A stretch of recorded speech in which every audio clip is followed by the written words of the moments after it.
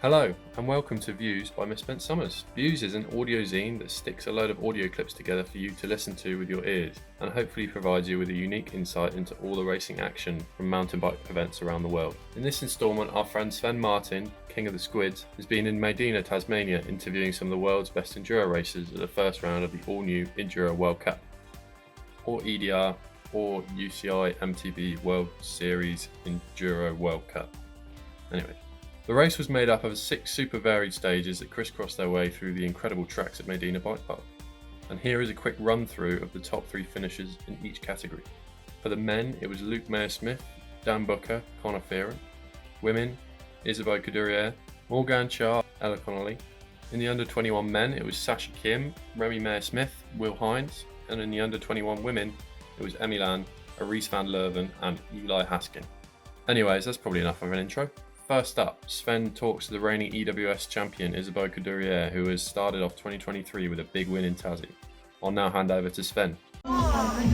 Isabeau, must feel good to get that first race of the year and be in the yellow jersey, yeah? Yeah, definitely super happy to be the first one winning this new World Cup format. But I did not expect it, to be honest. I did not race before this one, so it was my first race of the season and I struggled a bit to find the right pace. Yeah. So I thought I was a little bit not fast enough, but apparently it was fast enough for today, so I'm super happy. Where do you go to for your off-season training? What is your look? South of France is pretty dry, so you can ride year round. I live in south of France, so for me I don't have really to move. It's super, it's not too bad during winter, so I can train all winter long. And I definitely put some work in this winter and I'm quite happy with it. So just need to find the right mood, flow and get things rolling. Yeah, the people were wanting to know where you got your abs from. My abs? In the gym, of course. Hang on, girls. Were you looking at the times? Do you know how Valley was like? You and Valley were like 0.3, 0.4? Yeah, I definitely know she was going to be very fast here because it's a bike park venue and for sure it's like something she can ride super fast. So obviously I thought she could win and I was a bit gutted she had such a big crash because it was a very good battle. Yeah. But I think next weekend is going to be pretty exciting too. And you're going to be on some downhill races as well this year? Yeah, I can only do one in Val di Sol normally. So you pick Val di Sol? Yeah, I'd like to pick challenge. I love the challenge and definitely I want to learn more from the downhill side. I was supposed to do more downhill last year, but then I injured myself. Yeah. Lapierre have a DH bike for you? No, they don't. But you can use what you want? Yeah, so we are. Nukeproof before maybe, or what did you have before? I was on a Nukeproof, and we are just trying to see if we can make the future Lapierre bike works for downhill as well. So there are plenty of interesting stuff in the future coming. Yeah. All right. Well. And what's more your strength, do you think, Maydena or Derby? You know what Derby's like? Derby, I love it. It's the only time I could beat Cecile and it was my very first win. So that's your biggest and best win? Yeah. So definitely my biggest win was in Derby and I just love it there. But not putting pressure on myself this year. Honestly, I don't just want to enjoy. Nice one. Yeah. Good headspace. Congrats. Up next is the young gun Luke Meier-Smith, who's just won his first ever elite men's enduro race. Hello, Luke. Dude, how about that? You showed us your speed earlier in the year in your downhill races. Was that your goal, to take the win here, or where did you think you would stack up? Yeah, to be honest, I didn't think I could take the win, but I just put my laps in and I can't believe it, to be honest. Stoked. And beating the most local guy here, because you guys have a bit of home court advantage, but beating Buku's really got home court advantage. Yeah, for sure. Yeah, a little bit of advantage for us, but I didn't expect to come out on top even so I can't believe it. New team, first race, leading the series. How's that feel? Pretty insane. I don't know. I can't believe it. Yeah, it's my focus is on downhill and to just win an EWS like that. Out of words. I was going to say it's a bit of a pill to follow. Like, you guys have these dual events that they, by one day you could race both really. But now they have it clashing. Like, what are your thoughts on that? Yeah, I mean, I was planning just to do these first two, but I don't know. We'll see how it goes. Yeah, my focus is on downhill, like I said, but Yeah. And Booker's focused on downhill too. Yeah. And there's someone else in the top 5 is a downhill, huh? Yeah, man, it's pretty insane. So stoked. Derby, like more pedally, more flowy. Yeah, a little bit. You look fit and lean and strong and. Yeah, relatively fit. I wouldn't say I'm quite as fit as the top dogs for pedaling wise, but I feel like I make it up on the tech stuff, I guess. So see how Derby goes. Right on, man. Thank you very much. How do your bro go? Second and under 21, he's stoked. So Man, there we go. You want to watch out for those Meier-Smith brothers in the downhill World Cups as well this year, as they are looking quick. Back to Sven again, but this time he's with fellow squid Ryan Finlay. So Ryan, your first ever media hosting. I saw all the squids showing us how to get around and take photos and stuff. How did that go for you? Well, if you've seen the photo, probably not as well as I would have liked, hey? Got a little excited on practice day. And you're not used to riding with a 15 kg backpack or what? I definitely am used to riding with a 15 kg backpack, but I got a little excited with Sven behind me. And just riding your back wheel or what? Riding me back wheel, and I was like, I'm going to shake this guy. He's following me too close. You dropped me long ago, bro. I don't ride that. I'm a dad now. I ride safe. Dad speed. I put it down and broke up arms. So you had like... You passed my concussion test, which I don't know if that... You probably still have a concussion. That was not a good concussion test because I did not pass that thing. But then you were like, oh, I'm all good. My wrist is a little sore. Then you rode it out down like a black trail. Don't remember doing that. And the next day... don't remember. You did it. You rode it out. Next day you show up and you got a broken wrist and a broken elbow. Yeah, that's what happened. I don't remember doing it at all. So... well, you don't remember the pain, then yeah. No, but here we are. Hopefully we're back here from more Southern Hemisphere racing in the future. I hope so. It's been amazing to see you guys come here and do it. Maybe you can hold more than a phone next Hopefully more than a phone and a 35mm lens, but we'll see. It's been awesome. Yeah. Thanks for having us. Thanks for coming. Poor Ryan sounds like he's had a rough couple of days, so we wish him all the best for his recovery. Next up with Sven is Ella Conolly, the young Brit who won the opening round of 2022 in Scotland. Here's Sven. We got all the top 3 women on the audio here. How was that? What was the goals coming in? And did you win last year's opener? I did, yeah. So on the podium's not bad, and like not in Scotland, you know. Yeah, I felt a little bit of pressure actually coming into this season, just like kind of uncertainty of what to expect. But it's nice to have a solid race to start the season and build on. What was your favourite stage? My favourite stage. Hang on. You won the podium and you had you lost your drivetrain somewhere along the line. Yeah, I had a little mechanical at the top of the last 4.5 kilometre stage. So up at the top. So I did a bit of cyclocross, a bit of running, Was there some pedal bits on there?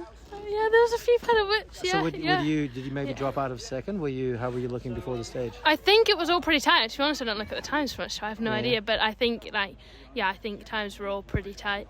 But so sometimes, that wasn't a shame. We've seen guys do some amazing performances with no chain. Do you get in that zone and get your braking really good and pump and tuck, or is there like pedaling where you were like running?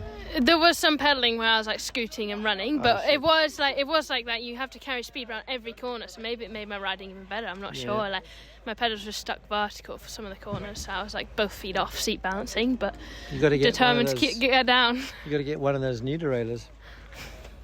Get a different back end on your frame for the transmission. I don't know what to say to that. Maybe none of us should say. Anyway, good job. Podium, thank you. Solid start. Derby more your style, or is this more your style? I really enjoy both, I think. I'm not kind of set either way. I enjoyed the riding here, and Derby looks good too, so we'll see. How's it having your fiance as a team manager?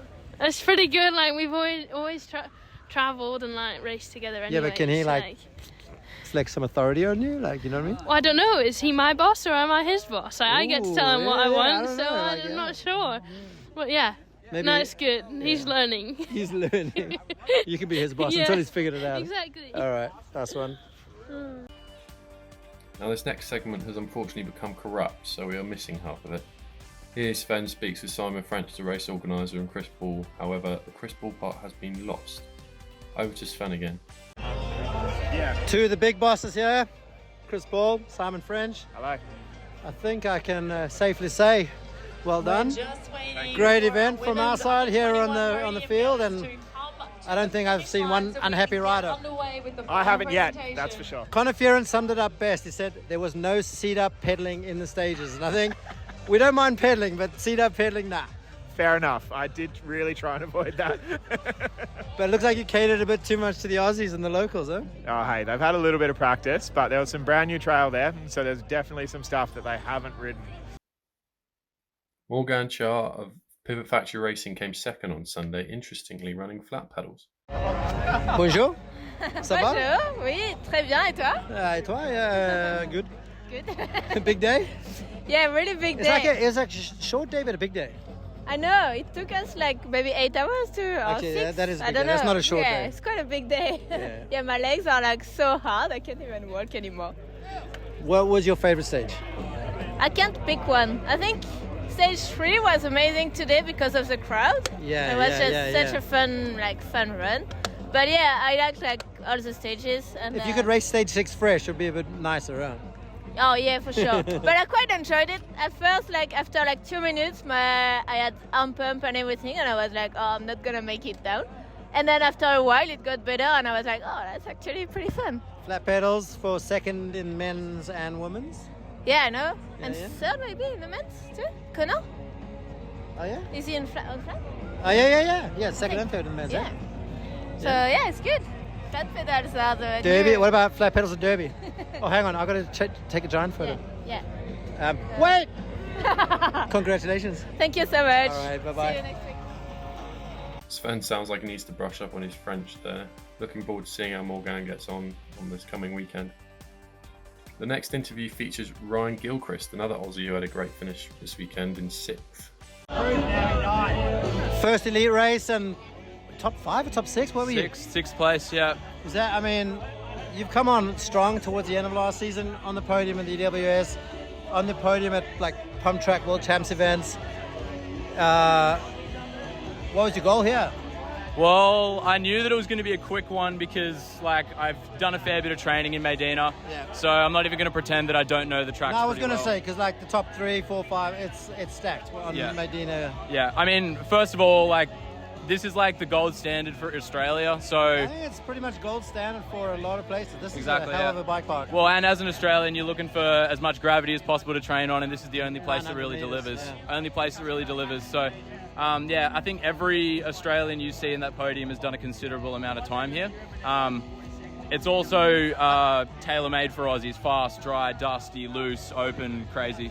But there's some puddles and slippery routes, and I heard the rumor that you could like pump track no chain that whole top section and get over those little pinches. That's completely true. Yeah. I really focus a lot on rolling speed and utilizing my strengths, and pumping's one of them. So as much I can get out of that as possible is always good. Here comes the contentious question. You expecting something? Top Yeti rider? Yeah, did not see that coming. I mean, Richie had a bit of a binner on that last stage, and I mean, they're blokes from they're out of towners. Like they've shown that they're the fastest riders in the world. I don't think anyone's going to take that away from them. So I'm really operating on imposter syndrome right now. But Yeti have always known to pick good talent, but I just don't want your good talent squandered on e-bike racing when you're like just coming into your prime on regular bikes, you know. And I mean, you do pump track, you do everything. If you go good in Derby, can you keep you on a regular bike the rest of the season? I mean, this year I've made a pretty firm commitment to race e-bike with Yeti and Shimano. So I have to talk to Chris Conroy, who's the team manager. Damien, what are we going to do? Come on. Damien is the team manager, but like we're on a pretty exciting program. I've been given a really fortunate opportunity to race some EWSs, some crankworks, going to Sea Otter. So just making the most of what I can get here, and I'm really proud to be a part of the team and really proud to be on the program that I'm on at the moment. So we'll play it by ear, and at the moment I'm happy with what I'm doing. That's a pretty pro answer there. Mate, not what I wanted to hear, but I mean, good answer there. Sven, mate, I'm not media trained, but I know how to talk to your microphone. Nice one. Good. Congrats, dude. Yeah. Are you recording? Well done again to Ryan. Next up, local legend Dan Booker, who we can thank for shaping some of Maydena's awesome trails. An incredible race, finishing in 2nd place. What a ride from Booker. Booker, before the event, everyone was talking about you and Meier-Smith, and how does it feel to be on the podium in your first race? Oh, it feels so good. Such a good start to the season. It's just cool to have everyone in Maydena, because I worked on it for so long with all the trail crew up here, So to have like a big event like this and have the crowd we had today was so sick. How many of the stages did you build yourself personally?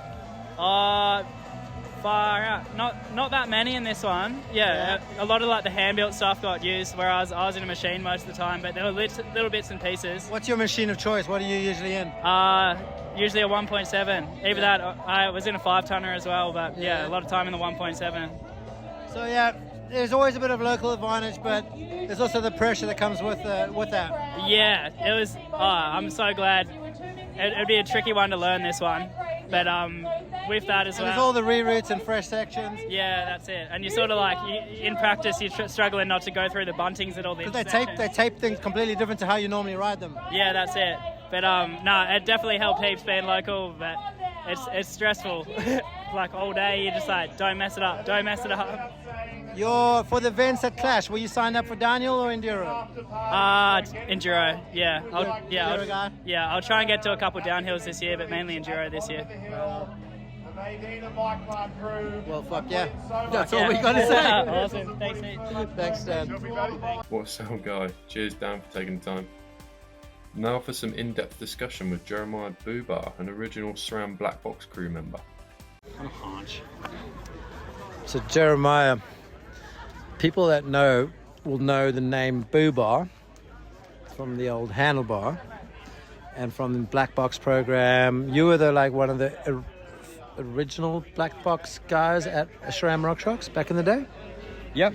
Prior to that, I was on board in 99 when Black Box kicked 99. off as an official thing. That's why you're grey. Sea Otter in 99. Yeah. Yeah. And fast forward 24 years, and here we are in Maydena. Let's not do the math. And you're a local. Yes. Yeah. And you've worked in the bike industry, been in the top of many of the top companies, and now freshly liberated and living in Maydena, living the dream. Yeah. Moved to Maydena with my family in December and decided it was time for me to do something on my own. So getting things rolling with a little company and early days yet, but we're working on steering dampers. So steering dampers is something like we all know and have seen, especially around 99 and 2009 or 10 or so. Yeah. But it's something that's kind of fallen by the wayside, except for that weird thing Canyon did. Which isn't a steering damper. No. Yeah. Let's not put you and them in the same boat. But it's obviously like for you to take the risk, leave the good jobs and security, and move down to this little island and start your own thing. You've got something going, and it was on the podium, second place bike. Yeah, I mean, I evaluated steering dampers when I was running the Black Box program. Those were the Hopi was the thing, right? Yeah, Hopi, but there were other ways to skin that cat using some moto stuff and So we had a number of different things on the go that we were testing. It was the same time that we were also wide bars were kind of coming in. Yeah. And you had the Boobar. You had Stevie Smith won how many races on your handlebar? Prior to the Boobar's existence. Okay, yeah. So we were doing the research on the Boobar and doing A/B testing. At the same time I was riding dampers with HB was also riding dampers. Shit, and that's way back, huh? Yeah. And I'm old, man. Yeah. HB's older. Fact. So no one was that into. I was into it. HB was into it, and I was like, we should probably really pursue this, but it wasn't really gaining traction internally. And at the same time, I was doing the wide bars, and I was like, well, the wide bars are basically doing the same thing, right? You got the leverage over leverage over the front wheel. So I just gave up on it. Yeah. And then it's always been in the back of my head as something I believed in. And then once I made a decision that I wanted to make a change for myself, my family, and my lifestyle, I was like, okay, well, what are you going to do? And then that thing in the back of my head started ticking over a little bit. And actually, it was down here in a conversation with Nigel. Yeah. Right here. Page? Yeah. No. Not Nigel from NSR Racing. Yeah, we just ran into him after a trail ride. Yeah. And he was talking about how he's getting some feedback from riders about forks starting to get a little too stiff in cases. And that had always been my thing at Rock Shocks was stiffness, on the boxer and all of that, and tuning that appropriately so you didn't get pinged around. And then I got a Zeb, local bike park, got pinged off a line, which is no big deal. That happens. But then I was like, steering damper. Yeah. So then, and the bike's got like longer and slacker, and then the bars start wandering again. Right. Well, yeah. So the bikes are way faster than they used to be. They're stiffer than they used to be. So we kind of have this confluence of events where all that stuff kind of comes together. And then as soon as you start riding it, you're just like, it's instant. The whole bike is calm again. And you can hit more lines than you ever thought you could hit. It takes... But you say you can hit more lines. Surely a damper is reducing your reaction time because it's slowing things down. And how do you swap lines? In that, like, you can go ahead and take any high line that you want across those routes where maybe you were... How is a steering damper helping that? Well, okay. Sorry, you have to explain that. Yeah, to me, that's fair enough. I'll back up. So I haven't ridden it yet. So okay. So your front wheel, stationary in the headset, and then if you hit anything that's off-center of the wheel, it wants to push the wheel left or right. Yeah.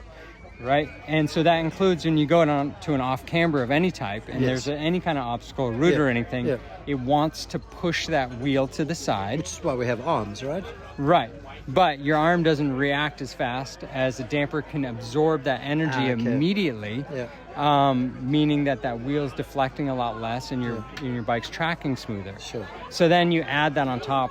So now my front wheel's no longer moving around as much. Yeah. That also means your fork isn't flexing around as much, so it's actually performing more efficiently. Right, like letting the suspension work. Yeah. So then your front wheel's not moving as much, so your rear end isn't moving as much. Yeah. So it's also, and your front fork's quieter, your rear front fork quieter. as opposed to your rear fork. Yeah, touche. Hey, I just came from a long 8 years of working on lefties. I used to get in trouble for saying, what do you not allowed to say, dampening or damping? Damping. Oh man. What is the one?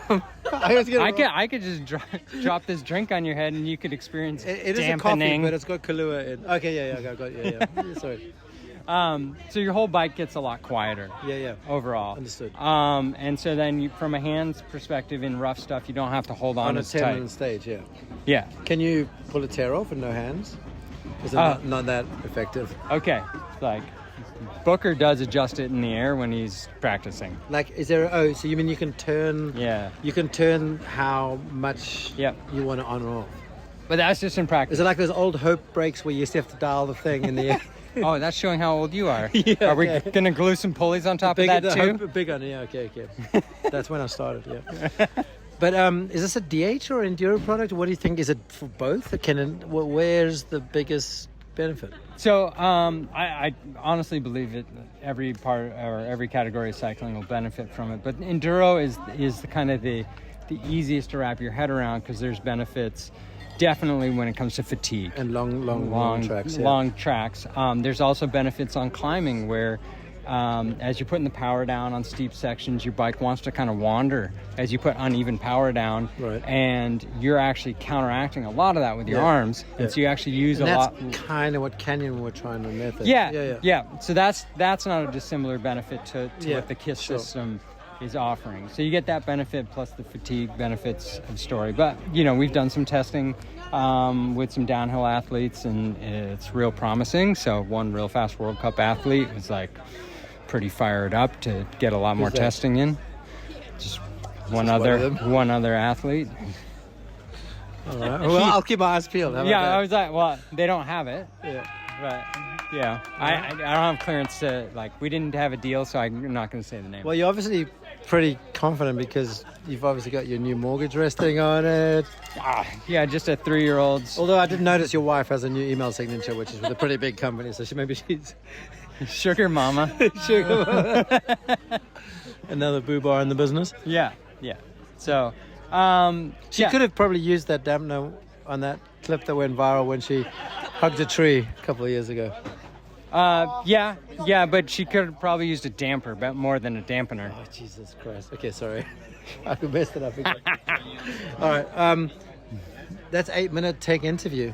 Okay. People love the tech interviews. This is the longest interview I've done today. Oh, well, flattered.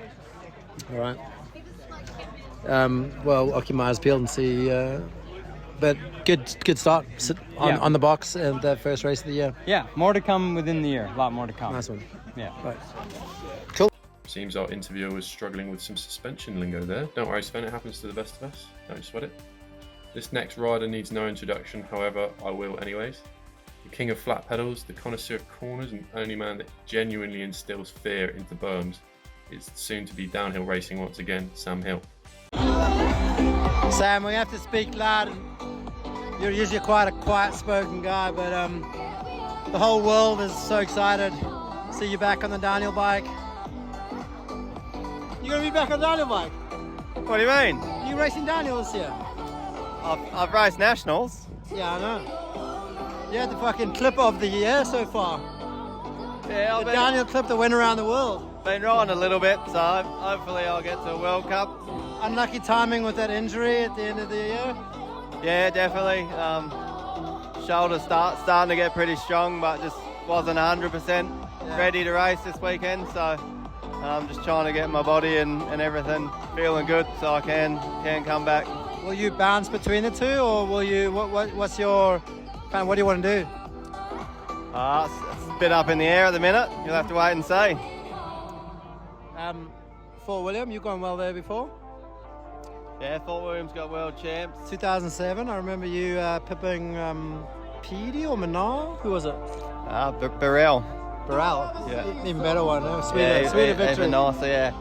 But, I don't know, you can see how many Aussies are going fast at the moment. It's only 7 spots on the world's team, so it's going to be hard to get on there. But this is Maydena, it was always going to be Aussies up top on this race, eh? Yeah, I think a lot of the guys at the front could be at the front all year long. So all the results. Yeah, a bit of. I'm sure the home crowd and everything's helped them out, and it's awesome to see. Nice one. All right, man. When are we going to see you back between the tape? Whenever you see me, bud. Mystery man, Sam. What legend. Richie Rude is with Sven next. He looked to be having a good day, sat in 4th until a crash on the final stage, which pushed him down to 7th. Back over to you, Sven. I know, he would want a 38 on this bike, yeah. Actually, has plate on it too. Zeb would be the better one. Richie? Yeah. Hard to come in battling all the local dogs at their... I mean, even the guys not from Tasmania, they come here a lot because it's the only place with 900 meters of vert. Yeah, it's a big mountain, that's for sure. Hard to learn. Yeah, I mean, I had like a couple days here in February, but it was still like... You guys are riding different track. You did that Trans NZ or Trans... what is it? Trans Tasmania? So you're still riding stuff blind, so you can't learn a ton, but you get a little of an idea. But still, like, yeah, when it comes to race day, like, it's hard to know exactly where to go, and it was pretty blown out today as well. But yeah, it was a tough battle out there. Just, trying to see who was the fastest out of the non-Australian dudes. But man, they were hauling today. No matter what, like, being a local is, you have a little bit of advantage, but they were absolutely on another pace today. Because that's what I spoke with Jesse. It's hard for you guys to hang it out because there's a lot more risk, and you got to think of next weekend and the rest of the year. Yeah, I definitely don't want, the old pre-practice thing to become a thing, but yeah. And not being top dog on a Yeti? Is that like frustrating, motivational, or you give it to him because it's local and he's a sick rider? Yeah, Ryan was riding pretty good all day, so it's hard to be annoyed, but man, yeah, like I hugged a tree on the last stage, and it was like, that was the 10 seconds from... Was that the gap? Was that...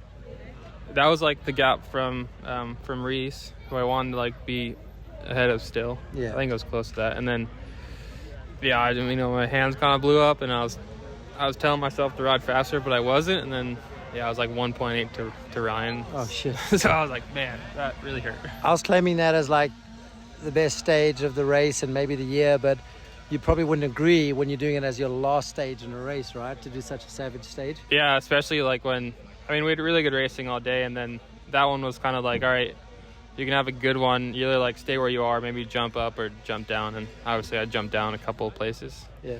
So, yeah. How's the tree? Tree's good. Standing? The bicep's a bit bruised, but, Good for derby, though. Yeah. Nice one. And see you on a DH bike. We saw that little video there. Yeah, I'm going to try and do some races here and there. Not like that. Fort William, if you can. I would like to if I can maybe get recognized by the U.S. So do you think like you have to be like one of those squids in the U.S. jerseys? Pretty much, I hope not, but that farther route you're going to have to take. No quali races somewhere for you? I'm going to try Oceanas. Oh, yeah. Where's that at? In Toowoomba, so... Gravesy got you dialed in on the track there, hopefully, I'd say. I hope so. All right. Anyway, good to see you guys battling. Yeah, cool. Yep. That poor tree. Sounded like it may have come off worse than Richie. Downhiller Fearon dabbled in Enduro for the weekend and it ended up pretty well for him, who ended up in 3rd place. Another Aussie on the box. Connor turning the heat back on. Racing at home, is it like easier or harder with the pressure? Oh, it's definitely easier. Like, we've been to Maydena a few times over the years. A lot of the track I knew, but I'm still so happy for 3rd. Like, to be honest, at the start of that last stage, I didn't think I could do that long run, and like it was real close from... That's not what you train for, right? Nah. So I was like, just like risk it all and go for it, and like you kind of ride better when you're not worried about crashing, and that run was so good, but I was like 50% chance my hands were actually going to fall off the handlebar. 50%? Yeah. Man. But it paid off. 3 downhillers, top 3 slots, right? Yeah, it's sick. 3 Aussies in the top 3 on home soil. That was the sickest enduro race I've ever done in my life, and I'd agree. It's right up there. Yeah. It was tough, but there wasn't too much, there was no seat up pedaling on the stage, which good for us downhillers. And what is your focus this year? I do downhill. I'm going to do this race, Derby next weekend, and saddle up for the World Cup downhills. Is it a bit gutted that there's some clashes out of rounds that you could kind of avoid a clash if you just had a change in schedule by 2 days, or was that too much to do in 1 week? Yeah, I think I was always like riding for Forbidden, just focusing on the downhill, and I do like to pick and choose the enduros where I think I can do well. Cherry pick them out? Yeah, just cherry pick the ones I can do. So we'll see what happens at Derby, then I don't know, see what happens from there. But Derby, a bit more like kind of old school enduro? Yeah, I haven't ridden. You did good there. Yeah, so I think, a few years ago I got on the podium as well, so... Back it up again, see what we can do. Nice one, good start. Thank you. All you boys, actually. Those downhillers are looking dangerous this year. Hopefully we'll see some more of those guys in the coming races. Now that Jesse Melamed has left the Rocky Mountain team and joined Canyon, Remy and ALN rarely see their former teammate. No, man. Come on, you go. What? Yeah. Me? So, guys, got to be a little bit sad to break up the band, eh? Yeah, it was. I think in the fall, we've had a lot more time to process than everyone on the circuit. So, yeah, it was a bit sad. Yeah, and we were on, I think the worst part was different timelines in the winter. So, I went away for a trip, came back, saw them. You guys didn't even hang out anymore. You just cut them off. Well, no, we were on different trips. That's why I'm excited for summer. We get home and now we can hang out and ride together. But the lucky thing is we do all live in the same town and we can hang out. I mean, the fact that we didn't get to see Jesse this winter, that was a bummer. But does he send you stuff from? He's like, yeah, I'm in Nice, I'm in Paris, and I'm. But then I'm like, oh, I'm in Queenstown, bro. Is it snowing there? Yeah. Oh, cool. That must suck. But yeah, I feel like, it's. The band's broken up, but we all get to hang out, and we are going to hang out. I mean, Jesse and I are super tight, and See, he misses one Arizona trip, and he's off the back. Right? No, we were there together. But I think did you go to Arizona too? Yeah, we had the same flight. We were on the same flight. different trips, but same flight. That coffee machine photo that was back in September, October. Good shit. You're saying it now because you played it up a bit, but that was a rookie move, bro. 100%, yeah. Someone called People it. People can zoom that shit in any day of the week. Dude, someone called it. I got home midnight the night before. It's literally the things I packed in my suitcase last. Jet lagged, wake up, just make a coffee. But what are you wearing this t-shirt though? You can't make a coffee. It was on the top of my suitcase. It was I rolled out of bed and just opened it up. That's the first t-shirt that's there. So they already gave you a t-shirt. Yeah. But I have something meaningful to say. I think it's the change we would never have done, but I think it's super healthy for us. Yeah. And it was sad, but now it's so happy. So cool to see everyone thrive and how we restructured and see Jesse work in Canyon. I think it's You know, it was special what we had, but it was also like so long standing. Like we have been together for a few years now, so I think. And your helmet and goggles combo looks better than his. It's pretty dull. Dude, I was actually. The Troy Lee though. No, I mean Troy Lee is sick, but you had that like the line was good and the color matching. You like that photo? Yeah, eh? I like that. I staged it. Yeah, that was good. And we'll just close this out with, Rocky beat Canyon this weekend. So. Yay. And you too. Oh, you too. Jesse, I'm staying out of this. No, it's we're done. That's it. Yeah, but as long as you get that in there. But Jesse, you were going good, and then you had a big crash. Yeah. But kind of center punched the tree a little bit. Yeah. Had a bit of a head shake past us. You all right? Luckily, yeah. I definitely rode the last stage pretty scared because I was just like, I got checked out by Tara, who like knows my baselines for years, and I was all good. I felt fine. I just rode it like, I just didn't want to make a mistake again. So shitty because like, man, when I was on it, I felt so good on the bike, and then I just couple lapses of concentration, and that's just what gets you. Well, you say that, but hard to hang it out with these guys. I mean, they know the trails. It's not like we see the results, not taking anything away from anyone, but it's got to be hard to be racing for the win against them when you are risking a lot more than them. Totally. To be honest, like my plan was to not try, but like I just wanted to get solid races done. I hadn't had as much time on the bike as other guys down under, so I just got carried away. I love racing too much. I love going carried fast. Away. What a surprise! Yeah, exactly. That it's my own mistake. I'm really glad I'm okay, and onwards to Derby. Is what's more your thing, Derby or here? I'd say here. I would have said here had I been able to be in Queenstown for the weeks preceding it, but Derby, I think my bike is set up a lot better for Derby, and that was my plan all along. Yeah. Maydena was just a little bit gnarlier than I was expecting. Maydena, bro, 900 meters of vert. Honestly, it's sick spot. More vert than Queenstown. Yeah, honestly, like Queenstown to this, like Queenstown just got a sick vibe. Nelson's got the best vibe. Nelson, Cape Town, Malini. Get the race. When are we racing there? Get back. I don't want to do this one-day shit. We got too many good trails for one-day races. Come on. We want to go to Nelson. No, 2-day race in Nelson when it changes back. Okay, we'll do an unofficial. We'll do another NZ Enduro. Unofficial on a Monday. We'll do a second. No, we'll just do it NZ Enduro. We'll get you guys there next year. All right. See ya. Well, an awesome way to kick off the 2023 race season. Thank you to our man on the ground, Sven Martin, for the interviews. Really looking forward to upcoming races, and not long now until round 2 in Derby coming up this weekend. Although this time around the race is on Saturday. Anyways, it's time for some thank yous. Firstly, a big thank you to anyone that has made it this far through our audio zine. We appreciate you listening. Thank you also to Seb and Sven for being out in Tassie following all the action for our website, newsletter and 2023 World Stage Yearbook.